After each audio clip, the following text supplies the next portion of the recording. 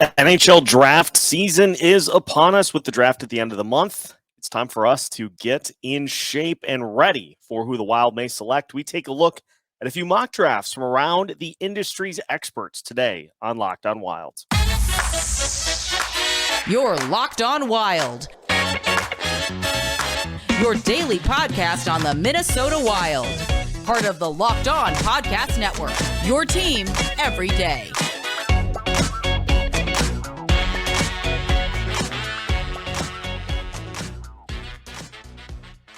Hello and welcome to another episode of Locked on Wild, your daily Minnesota Wild podcast, part of the Locked on Podcast Network, your team every day.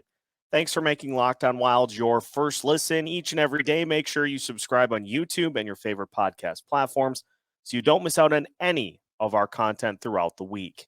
On today's episode of Locked on Wild, we take a look at who the Wild could select based on mock drafts throughout the industry.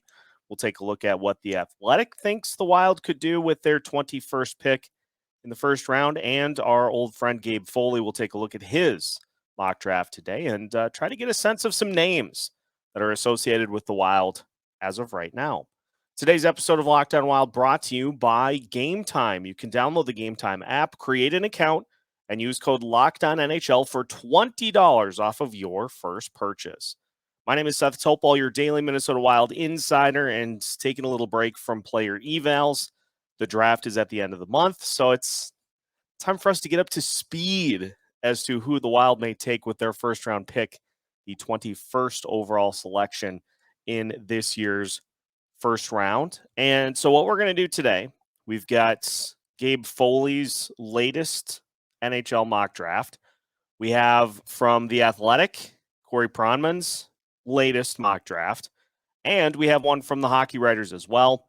And perfectly enough, each one has a different player, and so we're going to get a chance to get to know three potential options for the Wild that they could take in the first round of this coming draft. So let's start with Gabe and see where he is looking for the Minnesota Wild. He has the Wild taking center Otto Stenberg. Here's what Gabe has to say about Stenberg and what he brings to the table. Speedy, skilled forwards and Swedish draftees have become the Minnesota Wild's defining two traits in the draft, and they find both at 21 in Otto Stenberg.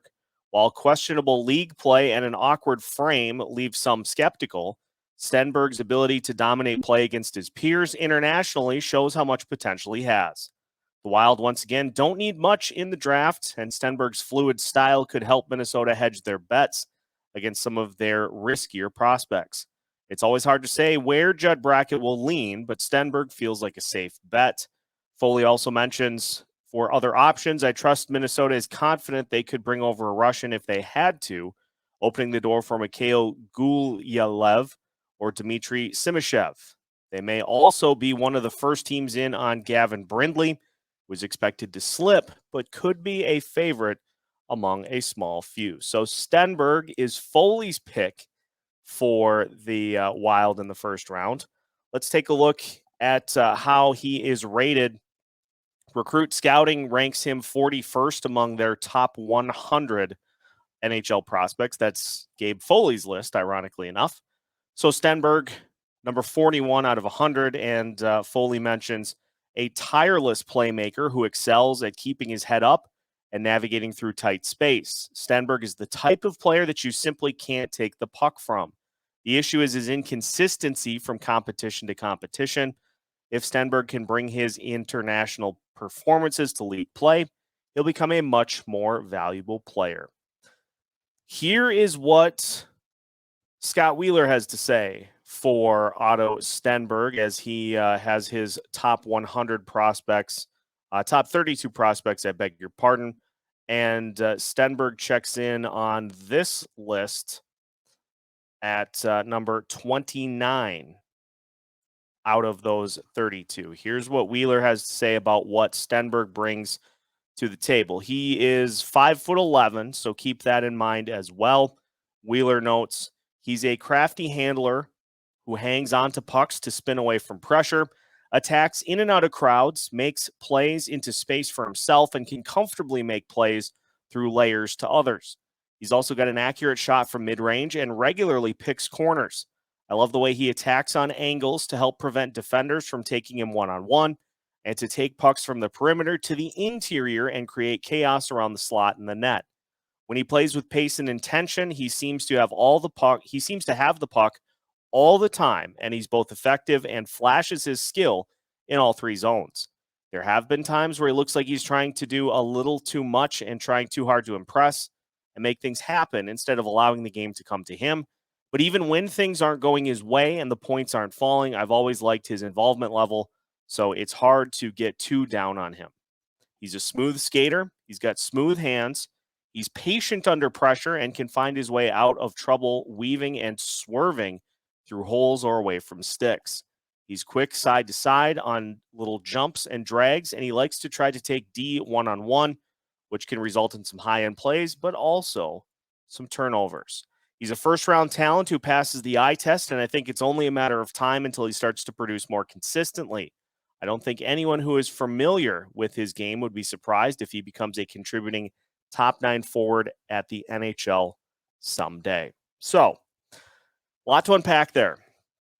Things that I note in Stenberg's profile, and I'm going to do this because we have already seen and we already have this type of framework. I'm not super enthralled by the 5'11".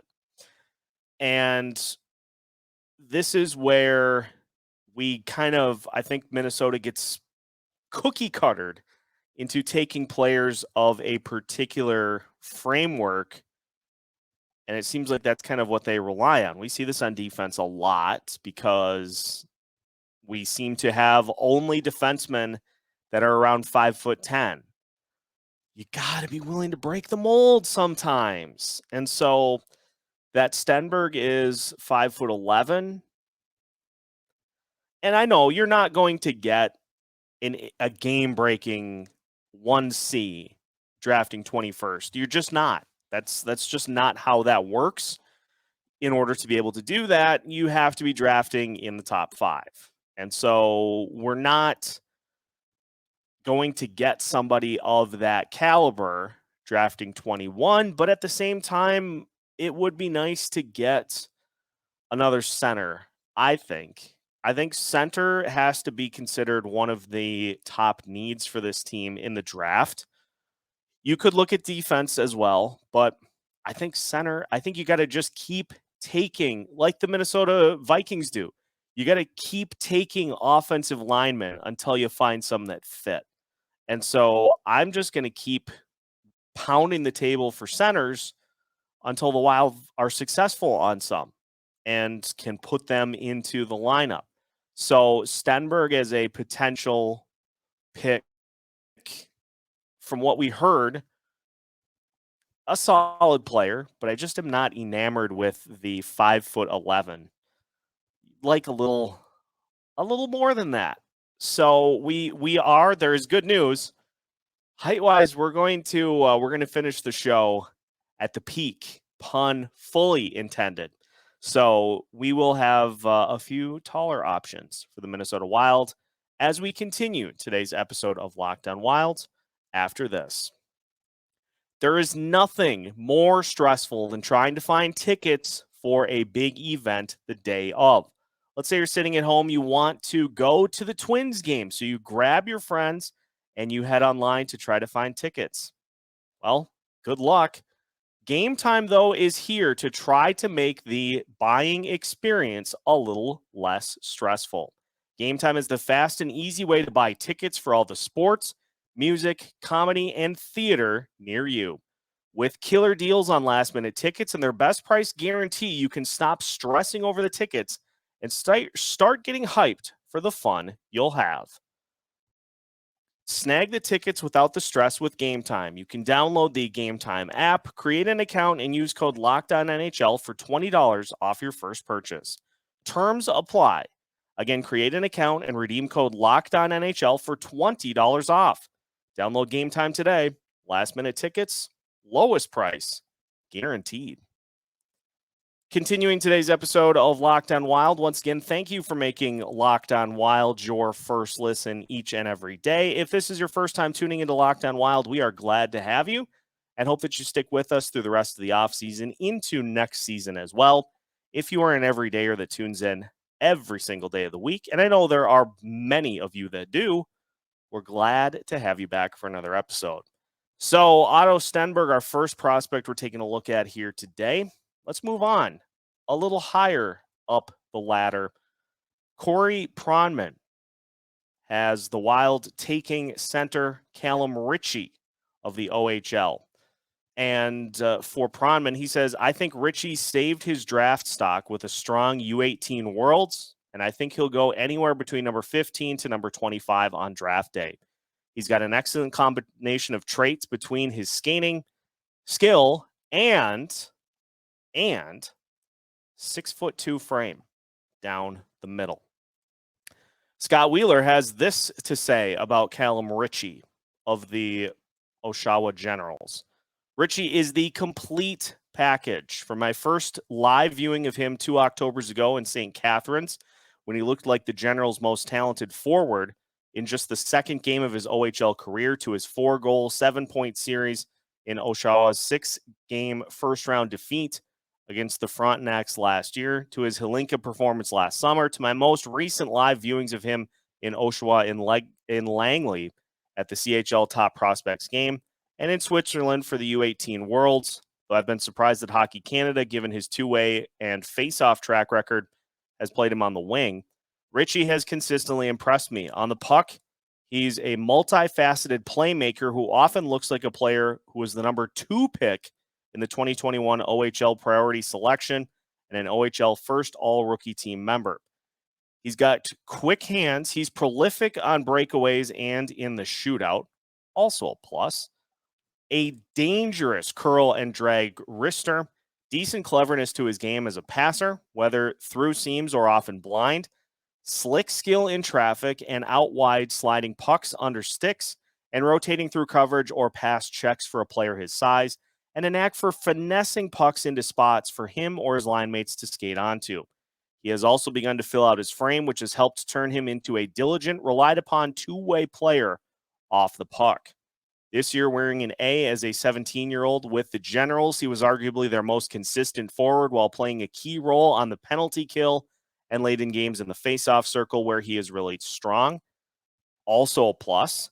I'd like to see him pick up a bit more of an acceleration gear from a standstill. His stride can look a little short, stunted, or heavy, and he needs to do a better job of keeping his feet moving when he has control instead of slowing to a glide to survey, and fill the score sheet a little more, though the talent around him has something to do with that too, but there's a lot to like. He takes smart routes and with and without the puck. He has become a reliable 3-zone player, and the skill is there. He's got a superb puck control skill. He does a good job finding inside ice in possession or off of it.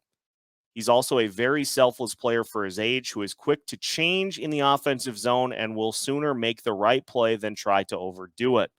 I've liked the progress I've seen in how strong he is over pucks and getting up and under sticks to take them back in pursuit or go to the net for tips, which he's actually quite dexterous on, instead of always trying to free himself for his shot. When he keeps his feet moving, he's an impressive player. There has been souring on him as a top 10 candidate because of his production and at times lack of pace, though in saying that, scouts still have a lot of respect for his game. But I expect his production to take a big leap next season. He also battled a shoulder injury during the final months of the season and played good hockey through it. Recruit scouting. Gabe Foley has Calum Ritchie rated as his 33rd player out of 100. Despite having the acclaim of the fans, Ritchie lost the 1C spot at U18s, speaking to the concerns Foley's had for a while. He's not a takeover kind of player. Instead, Ritchie is a calm, reliable two-way center who can be leaned upon on special teams, but one that won't tilt the needle for his pro team. That's great value, but value I'd take outside of the first round. So see there that we're getting closer in that Ritchie has a taller frame, but maybe is not again, a game breaker type center, very solid two-way player, but not the game breaking type that the Wild need. But still, solid two-way center, a taller two-way center that can play special teams, great in the face-off circle. I mean, sign me up for that. Sign me up for that by itself. But a player who can help you on both ends of the ice and has some great skill to his game. Does that sound familiar? Joel Eriksson-Ek.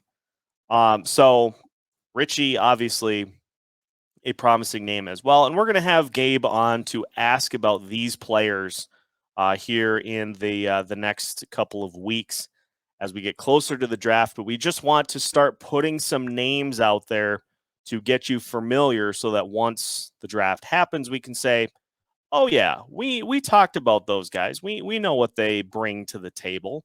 So Ritchie is number 2 on the list, but he is not the tallest player that we have for you here today. So we'll finish again on a high note, finish at the peak as we continue to discuss potential draft prospects for the Minnesota Wild on today's episode of Locked on Wild.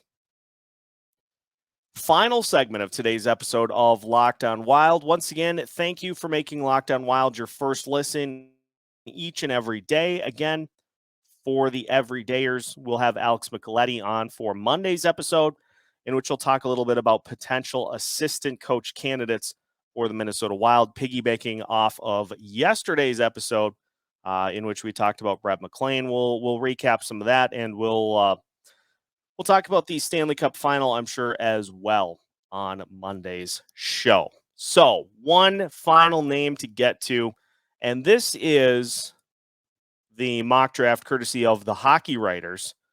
The Minnesota Wild, with pick 21, select Samuel Honzek of the Vancouver Giants of the WHL. Like in 2022, the Wild once again add a determined scoring winger with great size and drive in Honzek. He's a highly energetic and competitive player with great size. He's a smooth skater with good edges for a player of his size and has a great offensive skill set. He finished the season with 56 points in 43 games and would have had more had it not been for an injury he suffered at the World Junior Championship. So Samuel Honzek, 6'4", by the way. Here's what Scott Wheeler has to say. Honzek was on one of the steeper ascents in the draft this season when he suffered a leg injury in Slovakia's second game of the World Juniors, which sidelined him until late February. He's a big winger whose game really fit right from the get-go on North American ice, quickly establishing himself as a go-to player in all situations for the Giants. Even though he was an underager, Slovakia was playing him a ton early on in the World Juniors too. He skates quite well for his size. He's got good hands and dexterity. He's got a great feel and sense for the pressure that exists on the ice. And he's, by all accounts, a great teammate and kid who is coachable and pays attention to the details of the game. There's a lot of belief out there that he's going to be a well-rounded middle six NHLer and maybe more, but I'm not sold on him being more than that. He's still a very good player and will be picked higher than this as a result. He's still got room to get stronger too, so it's not as though he's a finished product. Wheeler has him as his 25th ranked prospect out of his top 32. And here's what Gabe Foley has to say. Foley has him ranked 30th out of his top 100. 6'4", 186 pounds. Had 23 goals in the WHL in 43 games. To say that Samuel Honzek tends to serve as a safety net would be deceiving. He's far more dynamic than that would give him credit for. But in a sense, that's what he is. The big-bodied forward knows how to stay calm, cool, and collected at all times. He has a heavy frame and quick strides, letting him burst into action when he needs to patch any gaps in his team's setups to keep play alive. What's interesting is that despite this responsible and calm style, Honzek also possesses really dangerous scoring traits, including a nice shot and strong ability to win puck battles in the low slot. If he can bring those out more, he could develop into a really unique and productive middle six center. but even without it, his poise and awareness make him an excellent shutdown center. And Foley's comparables to Samuel Honzek in terms of current NHLers, going to want to sit down for this. Patrick Berglund, Jamie Benn, or Sam Bennett. And we have seen the effect that Sam Bennett has had on the Florida Panthers' run to the Stanley Cup. Jamie Benn, maybe without the penalties. Some interesting comps, and you've got Berglund as well. Some interesting comps, but the things that I like here is solid frame, physical, able to win puck battles, but still has some good offensive characteristics to his game. And again, this just sounds like a Joel Eriksson-Ek clone, which pretty darn good defensive center in his own right. And so if you're not going to be able to get a definite top line guy, which again, just not going to happen at 21. I mean, I know there are examples of players all throughout the draft from the first round all the way to the end of, hey, this guy was drafted. I mean, we've got one right on our own team. Kirill Kaprizov was drafted in the 5th round. Look at how he's turned out.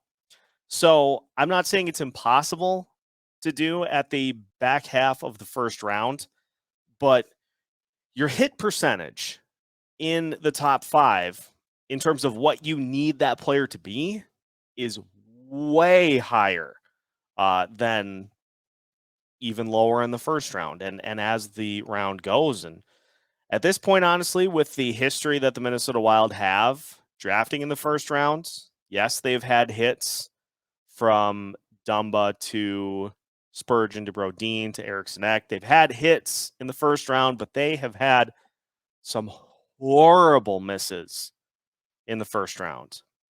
And so you like seeing guys. The thing for me, honestly, that I look at is, and this is probably a great example of why I'm not an NHL GM, just want some size in this lineup, some size and some bulk and some oomph on offense, but also on defense too. And so that's going to be something that sticks out to me in terms of appealing traits. And you look at Honzek at 6'4", and they mentioned that he still has room to grow. That's intriguing. That kind of thing, you can't teach size. You can't teach height. You can teach everything else. You can't make a 5'10" player magically grow to 6'5". You just can't. So finding somebody that has that type of a frame with the notes that they still have room to grow is kind of exciting. So those are just 3 of the names.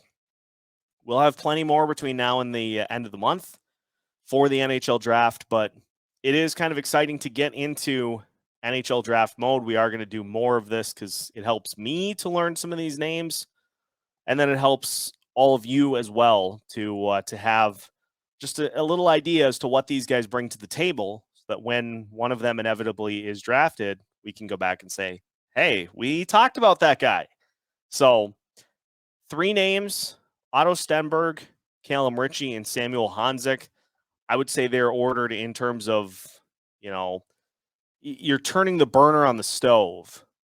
Stenberg is probably medium, Ritchie medium high, and Honzek, at least from what we looked into today, Honzek probably that burner is on high for intrigue level for those guys. So we'll look at defensive prospects too. We'll look at some other forwards. Just trying to fill some spots and see what Judd Brackett may have in store for the draft here at the end of the month. So that is today's episode. Once again, thank you for making Locked On Wild your first listen each and every day. If this was your first listen, we thank you for tuning into Locked On Wild and hope that you will tune in with us throughout the rest of the offseason into next season as well. If you are one of the everydayers that tunes in each and every day of the week, thanks again for stopping by. We'll check in with you again on Monday. Either way, make sure you are subscribed on YouTube and your favorite podcast platform so you don't miss out on any of our episodes throughout the week. We've got great content coming for you the rest of the offseason with free agency as well as draft. And we've got some interesting series to do as well after the draft and free agency are done to take us through to the start of the season. So plenty coming up at Locked On Wild, even with the offseason still not even officially started. We're still in Stanley Cup final mode. So we're just going to continue to throw content out there throughout the next couple of months. We do have new content for you each and every day of the week. So make sure that you stay tuned to Locked On Wild, part of the Locked On Podcast Network.